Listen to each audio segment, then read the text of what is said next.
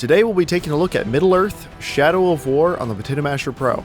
In case you don't know, the Potato Masher Pro is a side series to the main Potato Masher series where I take a GTX 1060 and toss it in the Potato Masher to compare it against the PS4 Pro.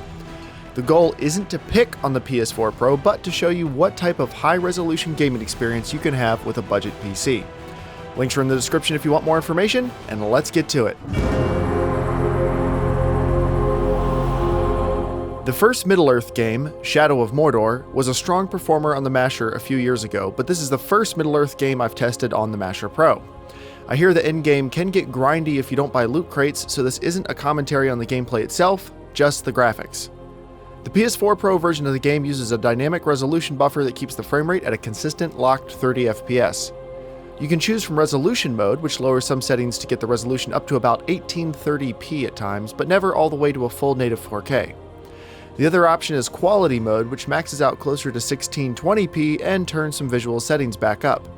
You can check the video description for a link to Digital Foundry's test of both modes, where they conclude that there's no reason to not just leave the game in quality mode. Resolution mode requires too many compromises on visual quality just for the sake of resolution, so that's what I've done with the PS4 Pro.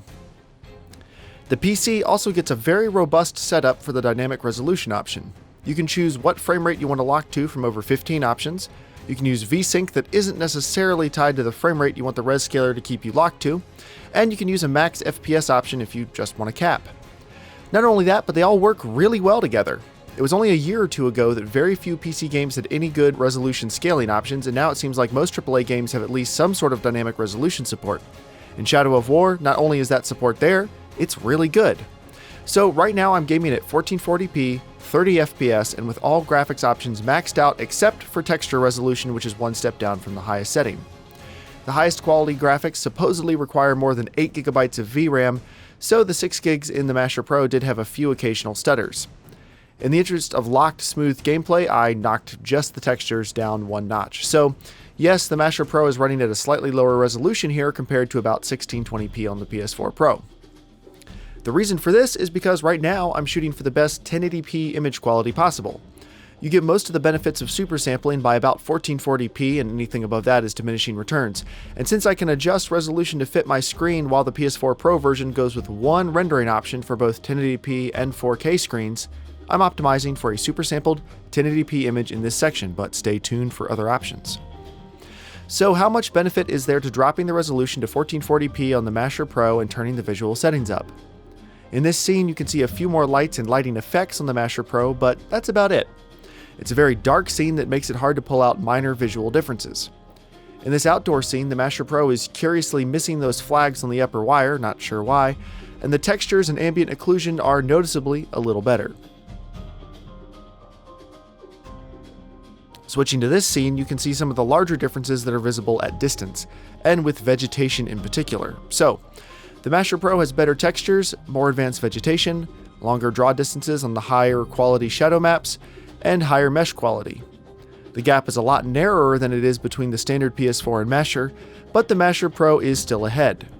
Just like with the standard Masher, the dynamic resolution scaling is a tad more aggressive than I'd prefer, which can lead to the Masher Pro version looking a little softer than the PS4 Pro version in very complex scenes. Of course, you can always disable dynamic resolution scaling if you don't mind the odd frame rate drop every once in a while, so you can choose between a locked resolution or a locked frame rate. I chose frame rate. Speaking of frame rate, so far we've only covered 30 FPS. Can the Masher Pro do better?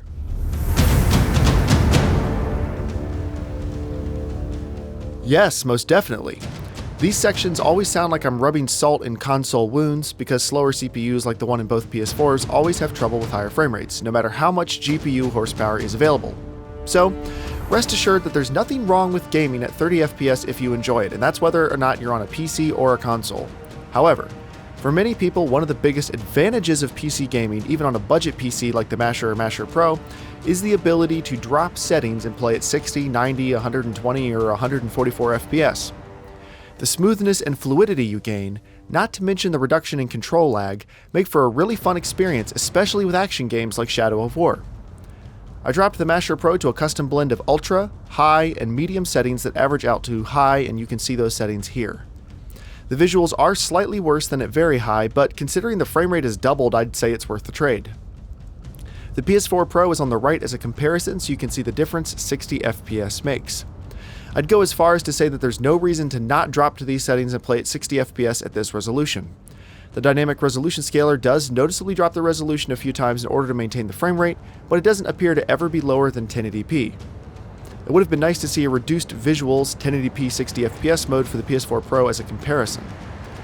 Lastly, here's a comparison between the Master Pro at 60 FPS and the PS4 Pro.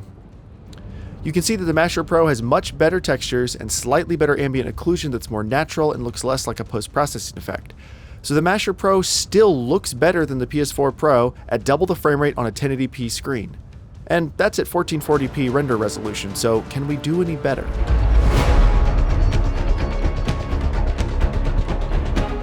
Yes, we can.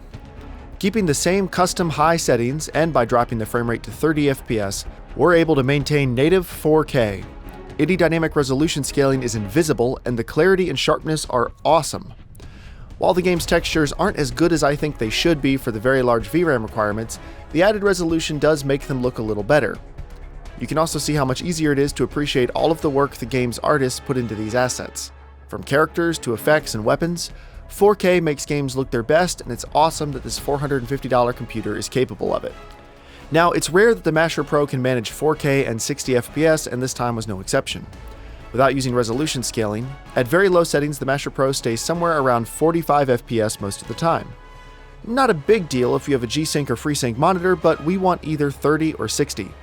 To hit 60 FPS, I had to drop the resolution to 1860p. I was able to increase the settings to low, which is a little bump over very low. I wouldn't say the game looks incredible at these settings, but it is about 80% of 4K resolution and double the frame rate we could lock at native 4K. So would I play the game like this? Probably not. The game looks so good at native 4K and high settings that I'd rather play at 1440p 60 FPS or 4K 30 FPS. Well optimized, scalable, solid, and above all, fun. Shadow of War is a great game on any system, but the Master Pro does pull ahead and bag another win. The choice of 60 FPS at better visual settings in the PS4 Pro or native 4K are both compelling reasons to play Shadow of War on a cheap PC like the Master Pro. Go watch the Potato Masher take on Shadow of War if you haven't seen that video yet. If you enjoyed this video, consider supporting this channel and the Potato Masher project by tossing me a few bucks on Patreon or hitting the like button. Also, stay tuned to hear about my plan for the Xbox One X. Thank you for your support, thanks for watching, and I'll see you next time.